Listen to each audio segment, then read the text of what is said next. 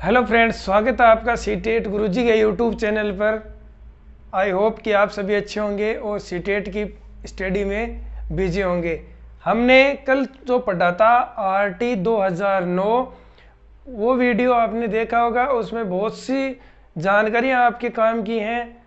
आज का जो वीडियो है इसमें उसके जो आगे का पोर्शन बचा हुआ था वो आज हम पढ़ेंगे। तो आरटी में अपन ने जो पढ़े थे नियम, जो नोट पढ़े थे, उन्हीं के आगे जो बचा हुआ है वो पोर्शन आज हमें पढ़ेंगे। तो ये नोट में जिसमें था ना, वही नोट अभी चल रहा है, ठीक है। तो इसमें अब आगे की बात करते हैं। तो इसमें देखिए, एक छात्र शिक्षक अनुपात कितना होना चाहिए, और छात्र शिक्षक अनुपात से अर्थ है कि एक अध्यापक कितने बच्चों तक पढ़ा सकता है, ठीक है। अगर बच्चों की संख्या अधिक हो जाती है तो कितने शिक्षकों की आवश्यकता होगी, ठीक है। वो सारी चीजें हम पढ़ेंगे।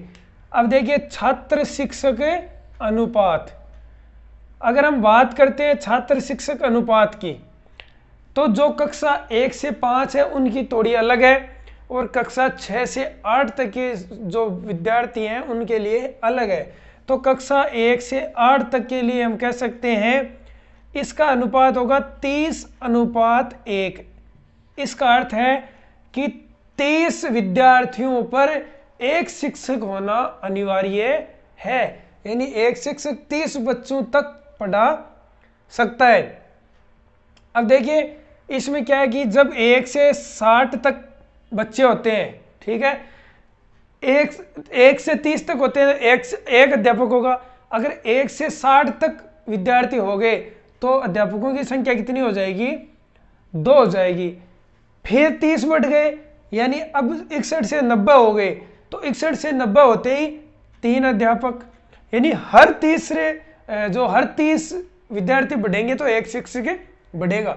फिर बात करते हैं कि 90 से 120, 91 से 120 हो जाते हैं। 90 तक 3 थे, 91 होते ही 91 और 120 के बीच में कितने भी हो सकते हैं। अगर 120 तक है तो अध्यापकों की संख्या जो है वो कितनी हो जाएगी?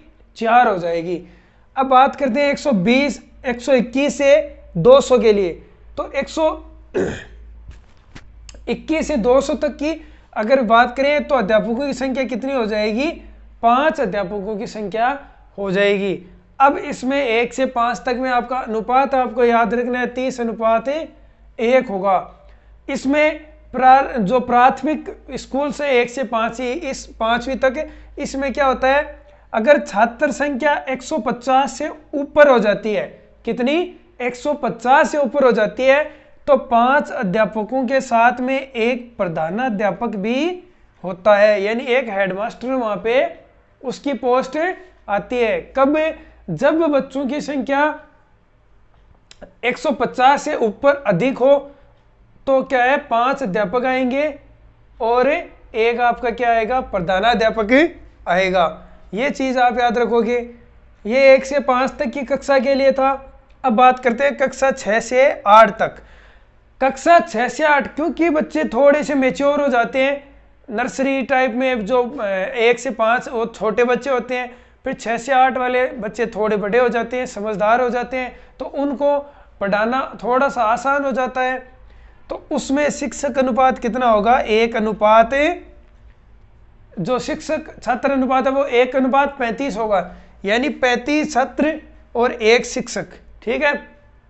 इसमें छात्र अगर 100 छात्र हैं या अधिक हैं, या तो 100 हो जाते हैं, या 100 से अधिक हो तो एक प्रधानाध्यापक आता है। और 1 से 5 तक में अगर 150 से ऊपर हो तो एक अध्यापक, जो प्रधानाध्यापक है, उसकी पोस्ट होगी।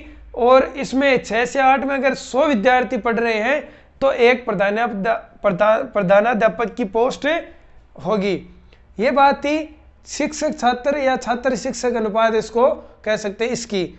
अब इसमें नियम एक और है कि 10% से अधिक शिक्षकों के पद खाली नहीं रह सकते। ये आरटी 2009 के अंतर्गत कहा गया है कि किसी भी विद्यालय में जो शिक्षकों के जो पद हैं वो 10% यानी 10% से अधिक खाली नहीं रह सकते। इसी का कारण है कि राज्य सरकारें बार बार विज्ञप्ति जो है शिक्षकों की निकालती रहती है, वो इस RT 2009 के तहत ही है, क्योंकि उसमें कहा गया है कि 10% से अधिक 10% तक आप खाली रख सकते हो, 10 से अधिक खाली नहीं रख सकते।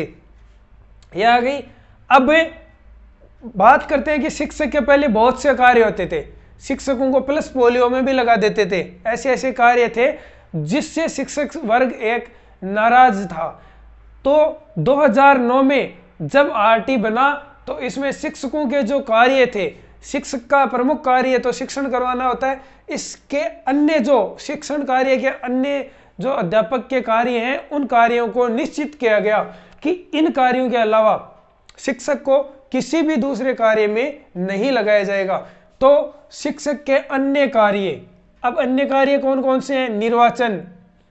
निर्वाचन यानी जो अध्यापक है वो चुनाव करवाएगा, इसमें उसकी ड्यूटी लगेगी। इसके बाद में जनगणना, हर 10 साल पर जनगणना होती है। 2021 में जनगणना होनी थी, वो कोरोना काल के कारण रुक चुकी है, लेकिन इससे पहले जब 2011 में हुई थी और अभी होगी जैसे ही सामान्य स्थिति हो जाती है। एक है आपदा प्रबंध। आपदा प्रबंध मतलब कोई भी इमरजेंसी अगर आ जाती है तो उसमें शिक्षक की ड्यूटी लगा सकते हैं। जैसे कोरोना काल में आपने देखा होगा कि सारे शिक्षकों की ड्यूटी कोरोना काल में लगा दी गई थी। तो ये शिक्षक के अनिवार्य जो अन्य कार्य हैं, इन कार्यों के अलावा किसी भी कार्य में शिक्षक को नहीं लगाया जा सकता। अब बात करते हैं अगले की। देखिए, जो शिक्षक होता है, सरकारी शिक्षक की प्रमुखता यह बात है, अगर कोई भी सरकारी शिक्षक विद्यालय के अलावा कहीं भी ट्यूशन नहीं करवा सकता, किसी कोचिंग संस्थान में नहीं पढ़ा सकता, यानी शिक्षक जो है वो विद्यालय में ही पढ़ाएगा, शिक्षण कार्य विद्यालय में ही कराएगा, विद्यालय के अलावा वो कहीं भी शिक्षण कार्य नहीं करवा सकता। इस पर भी पूर्णतया रोक लगी हुई है। तो शिक्षक के निजी ट्यूशन पढ़ाने पर पाबंदी है। फिर भी कई शिक्षक हैं जो ट्यूशन्स भी कराते हैं, शिक्षण संस्थान जो प्राइवेट जो कह सकते हैं कोचिंग संस्थान है उनमें भी पढ़ाते हैं, तो वो इस नियम से बाहर है, इस पर पूर्णतः पाबंदी है। अगर उनकी कोई शिकायत करता है उन पर कार्रवाई अवश्य होती है। तो यह RT 2009 के अंतर्गत विशेष पॉइंट है। अब एक छोटा सा विशेष पॉइंट कि बालकों के शिक्षा के अधिकार की मॉनिटरिंग कौन करता है। ठीक है, बालकों के शिक्षा के अधिकार की मॉनिटरिंग, क्योंकि अगर जब तक मॉनिटरिंग नहीं करेंगे तो हो सकता है किसी राज्य में शिक्षा जो है वो बहुत पिछड़ी हो जाती है, किसी में अगर कोई गवर्नमेंट एक्टिव है तो वो बहुत आगे चली जाती है। तो इसकी जो बैलेंस बनाने के लिए इसकी मॉनिटरिंग करी जाती है। तो वो मॉनिटरिंग कौन करेगा? वो मॉनिटरिंग करेगा राज्य बाल अधिकार संरक्षण आयोग 2005। ये एक आयोग बना था 2005 में। ये जो आयोग है ये बालकों के शिक्षा के अधिकार की मॉनिटरिंग करेगा। तो ये थी अपनी RT 2009। कल अपन ने बता दिया था, और उससे आगे के जो इम्पोर्टेंट थे ये है, एक तो उसमें समय वाला आप विशेष ध्यान रखेंगे, इसमें छात्र अनुपात का ध्यान रखेंगे 1 से 5, अगर छात्र शिक्षक अनुपात है तो 30:1 होगा, और 6 से 8 छात्र शिक्षक अनुपात 35:1 होगा। इसमें याद रखना, अगर छात्र है तो पहले छात्र लिखा जाएगा, फिर अनुपात, शिक्षक है तो शिक्षक। अब कई बार पूछ तो लेता है छात्र अनुपात शिक्षक और दे देता है 1:30, 30:1, तो इसमें कंफ्यूजन होते हैं। अब देखो CTET में आए हुए कुछ क्वेश्चन पर हम एक नजर डालते हैं। CTET में क्वेश्चन आया था कि बालकों का मुफ्त एवं अनिवार्य शिक्षा का अधिकार 2009 देश में कब लागू हुआ? यह क्वेश्चन आपका CTET में आया हुआ है। ऑप्शन में थे 1 अप्रैल 2009, 1 अप्रैल 2010, 1 नवंबर 2009, 1 नवंबर 2010। तो नवंबर की बात तो बिल्कुल ही नहीं हो रही है। ठीक है, 1 अप्रैल 2009 भी इसमें नहीं है। इसका सही आंसर क्या होगा? 1 अप्रैल 2010 इसका सही आंसर होगा। इसमें आगे दूसरा क्वेश्चन आया था कि शिक्षा का अधिकार आरटी 2009 किस कक्षा से किस कक्षा के लिए लागू किया गया, यानी कौन सी कक्षा से कौन सी कक्षा तक। अब देखिए कल अपन ने पढ़ा था कक्षा का कहीं जिक्र नहीं किया, लेकिन आप एक समझदार हो, सबको पता है, बात की थी अपने 6 से 14 वर्ष तक की थी। 6 से 14 वर्ष, 6 वर्ष का बालक फर्स्ट क्लास में एडमिशन लेगा, ठीक है, और फिर 7 का सेकंड में लेगा, 8 थर्ड, 9 फोर्थ, इस प्रकार 9 तक हो गए।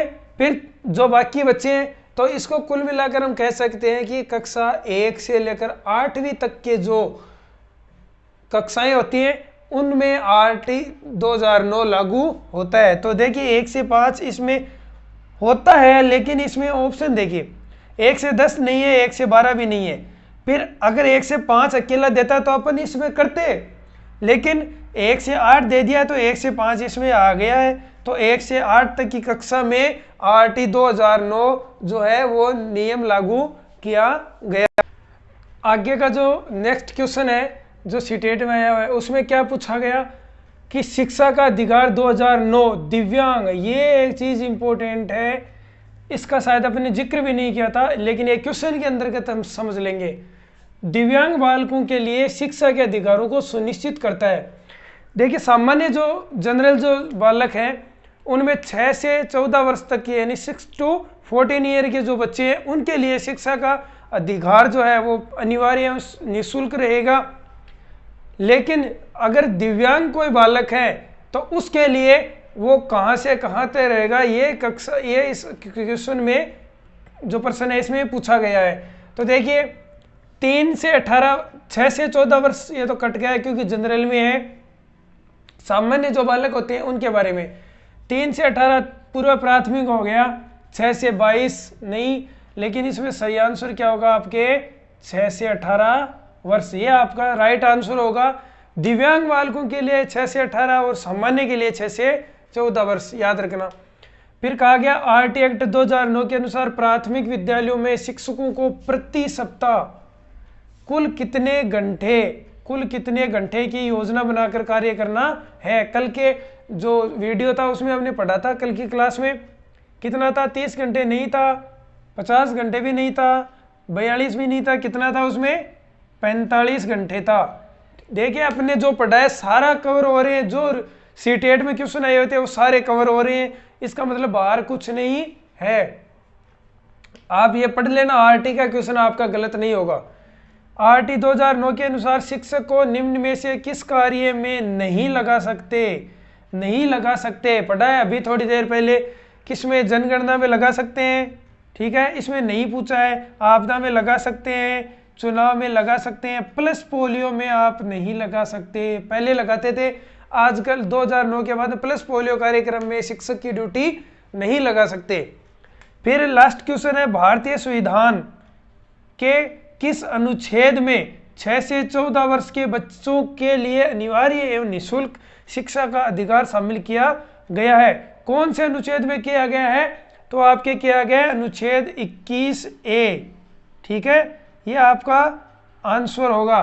तो ये सारे क्वेश्चन जो सीटेट में आए हुए थे पिछले जो एग्जाम्स हुए उनमें, वो सारे के सारे जो क्वेश्चन है वो अपन ने जो इतना पढ़ा है उसमें से कवर हो रहे हैं। तो आप ये चीज़ ध्यान रख लो कि जो पढ़ाया जा रहा है वो उसमें से क्वेश्चन अवश्य आएगा। तो आप अगर आरटी के इस वीडियो, ये 2 वीडियो है, 2 वीडियो को अगर आप देख लोगे तो आरटी से संबंधित कोई भी क्वेश्चन आपका गलत नहीं होगा। ये था अपना आरटी, ठीक है। आई होप कि आपको अच्छे से समझ में आया होगा। तब तक के लिए आप हमारे चैनल को लाइक, शेयर और सब्सक्राइब जरूर कीजिए। थैंक यू, जय हिंद, वंदे मातरम।